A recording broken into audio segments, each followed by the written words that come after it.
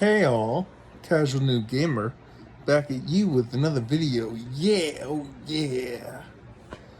Oh boy, and a haircut too. Anyway, so I was thinking about the Xbox situation, and I keep hearing more and more information come out in regards to this situation. Leaks, rumors, reports, this and that.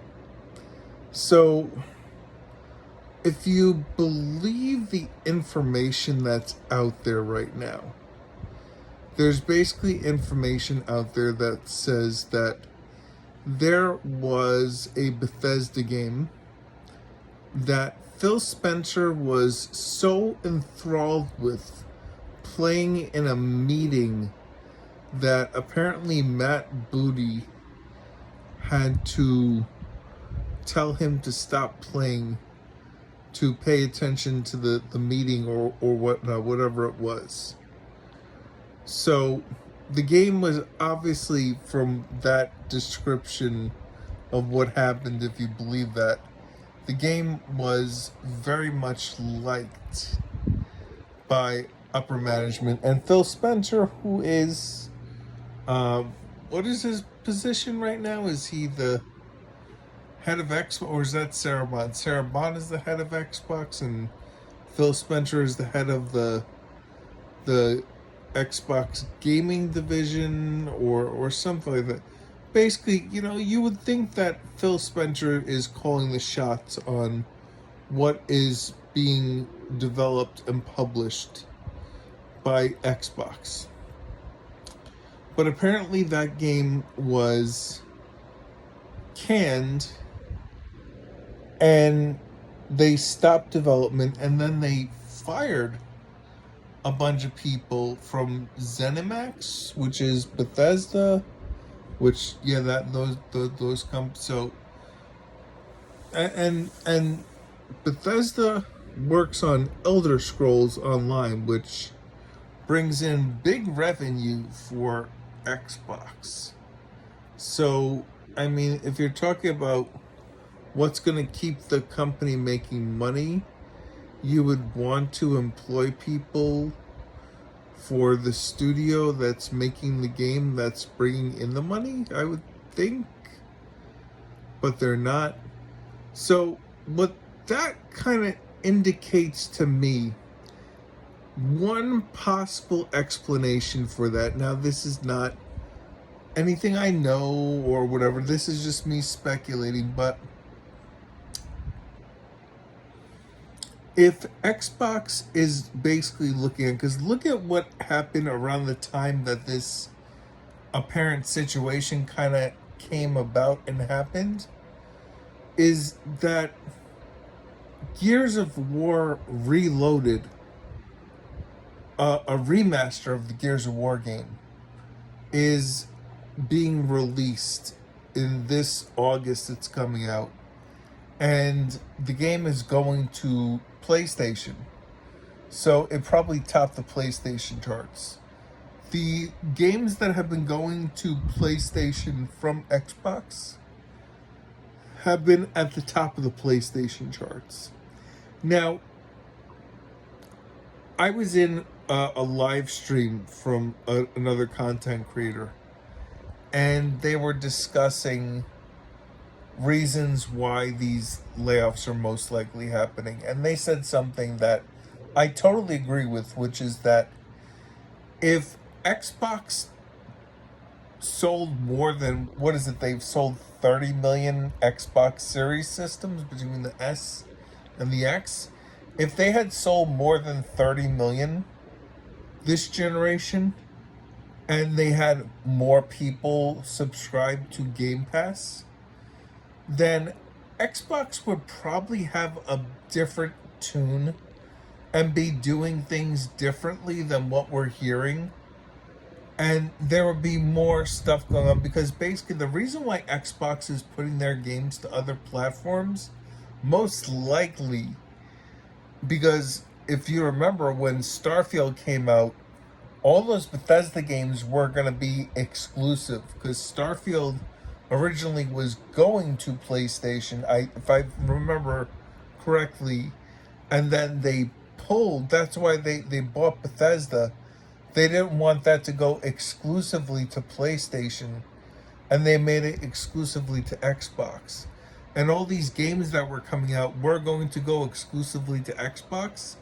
But the problem is that the development costs for these games, now this is my speculation, but the development cost for these games is not being returned when all you have these games on is not only just Game Pass, so they're under the subscription service for Xbox, but also Game Pass has low numbers, not high enough numbers, and you don't have enough people who are on the Xbox ecosystem where they're trying to stick Xbox games on PC and this and that and anywhere else to make up the revenue that they're losing. Because if Xbox could, of course they would have what's called the walled garden approach, where basically their games stay on their platform and you keep people in there, but no one's on their platform for them to do this. And then you also got to realize too, there was an FTC court case where Xbox, if they basically had Activision Blizzard and they had Call of Duty, the courts were going to rule that Xbox, and in turn Microsoft, was a monopoly on the video game industry for basically taking the largest franchise in video games and putting it on one platform and keeping it away from, basically the PlayStation platform, which Microsoft said they were never going to do that because, listen, it is big enough revenue that you don't want to keep that off of PlayStation unless it was some sort of strategic thing to keep it, just to Xbox. So they had that exclusive. But I will say, I really feel, mostly, maybe I'm wrong, maybe I wasn't, I don't know what the reasoning was, but I feel they mostly bought Activision Blizzard not to make it exclusive to Xbox, but to make sure that PlayStation couldn't make it exclusive to them in a time fashion. Because if you know anything of the history of Call of Duty, during the PS4, Xbox One generation, a lot of times, not Call of Duty, but the Call of Duty DLC map packs for Call of Duty were sometimes timed exclusives to PlayStation. So if you're a Call of Duty player and you know that you have to play these maps on day one, if it's just a timed exclusive of 1 month, which is not that much, that's enough to get, people to go, hey, why am I going to go to Xbox? Because Call of Duty's not going to be there day one. It's going to be day one on PlayStation. So it got more people to move over to PlayStation. And with most people, the thing is that people buy systems. One of the biggest reasons to buy a system is not just the games that are on that system, but where your friends are playing, if you're playing games with your friends. Like, if all your friends are playing on PlayStation, why would you go out and buy an Xbox? You'd be playing by yourself or making new friends. Makes no sense. So my theory is this, is that I think the reason why Xbox canceled that Bethesda game is, number one, they already have a live service game that Bethesda is doing, and that's Elder Scrolls, and it's working quite well. Number two, I think right now Xbox is realizing they're making money putting their old back catalog of games that they can remake and rehash into 4K exclusives and put it onto PlayStation, where you have a whole new audience that never played these games, and the sales that they're seeing for the remakes, I think that that's what they're going to start doing, is they're going to take all these studios that they basically bought, like Bethesda and Activision and all them, and they'll do new games if it's, easily done, or it's not going to, cost a lot to make, but it's 10 times cheaper for Xbox to make old games into remakes and then just port them over to PlayStation also,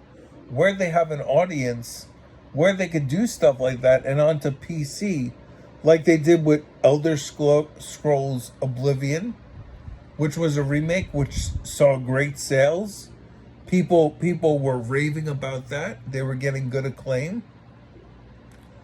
Now they're going to do it with Gears Reloaded. That's going to PlayStation and to everything else. I mean, it's a win-win to do that. I mean, I know people want new games like Perfect Dark and this and that, but those things are going to cost a lot in budget and a lot in manpower. And if you think about the debacle that was Redfall, I mean, yeah, everyone's like, oh, why didn't they just watch those studios? That's manpower. Xbox was never used to running so many different places. So if they stick these places in charge of just doing remakes, yeah, they could probably monitor that, because that's simple enough. A new game, they would have to have, more hands-on approach to it. I think it's too much for Xbox to do. And to be honest, they're just taking the easy way out to make some money. So they have enough capital to basically pay off also all these acquisitions that they bought.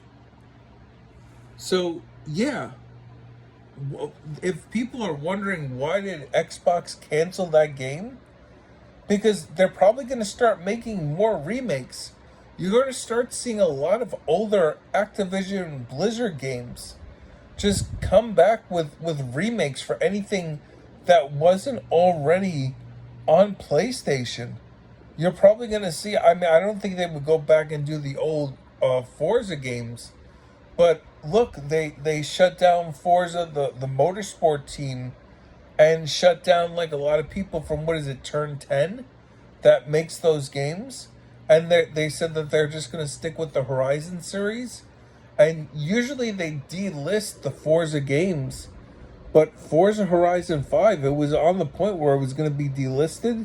And maybe they would have a new Forza game. But they just put Horizon 5 to PlayStation, which tells me that that game is going to get support for quite a while. So maybe they said, hey, let's just keep the game going. It looks good. I mean, honestly, what are you really going to do to make it better? Because Forza Horizon, the whole point was always to push the graphics and the better, performance of the systems. But the systems are pretty much at their peaks. What more are they really going to do? So that's just my thoughts on what's going on with this Xbox situation. So I believe they're just looking at it going, how can we spend the least amount and get the most amount of profit? And that also comes into, unfortunately, they're just going to start laying people off, because I don't think they're going to do anything new and innovative. Like that Fable game, if that game wasn't far along enough, I mean, yeah, maybe they would put that on, because that could go to a PlayStation system. But like I said, it also comes down to how many people do they want to employ to keep these games running and keep them going. That Bethesda game, from what I understand, it was a live service game. They already have Elder Scrolls, and that is popular and it works. And they have the new Elder Scrolls 6 that's eventually coming out. So you want to keep the Elder Scrolls name active and going, and that kind of works into itself. But yeah, these are my thoughts on the situation. Basically, I think, and also another thing, I'm pretty sure If Phil Spencer really liked that game and that game got shut down, I don't think that Phil Spencer and those people right now that are in charge of Xbox, I don't think that they are dictating what's going on completely.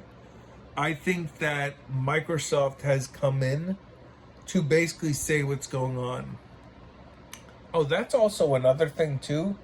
If you understand the history of Microsoft, Microsoft is a company that basically Microsoft got their money and their notoriety from making something called Windows. I'm sure if you have a PC, you have Windows.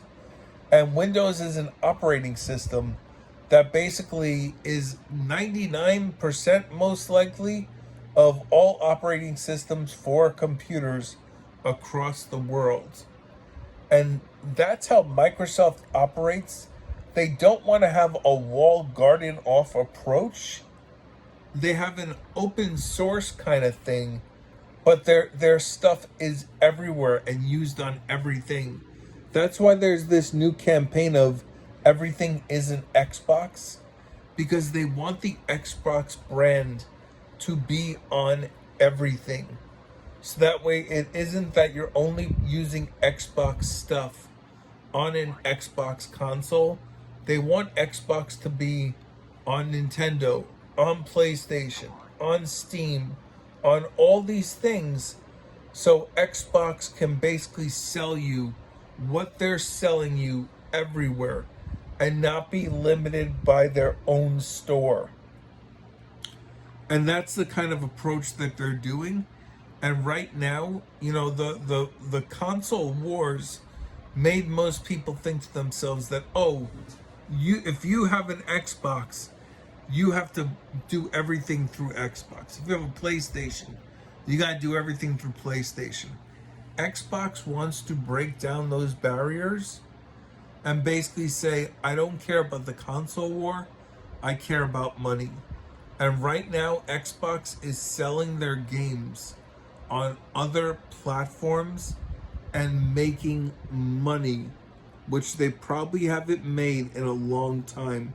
The only thing that was probably making them money was Game Pass. And right now, if they could make money outside of Game Pass, they would rather do it that way. And they're still making it through Game Pass because they have Game Pass anyway. But I wouldn't be surprised if pretty soon you see that Game Pass is going to stop with the day one stuff.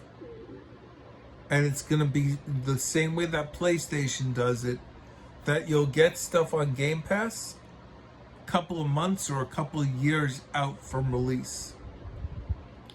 That way games can sell full price elsewhere. But like I said, these are my thoughts.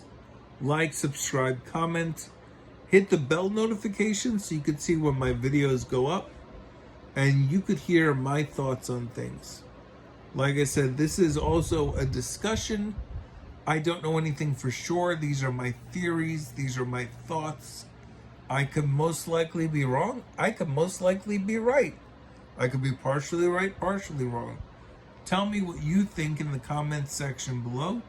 I'm the Casual Noob Gamer, and you have a wonderful rest of your day.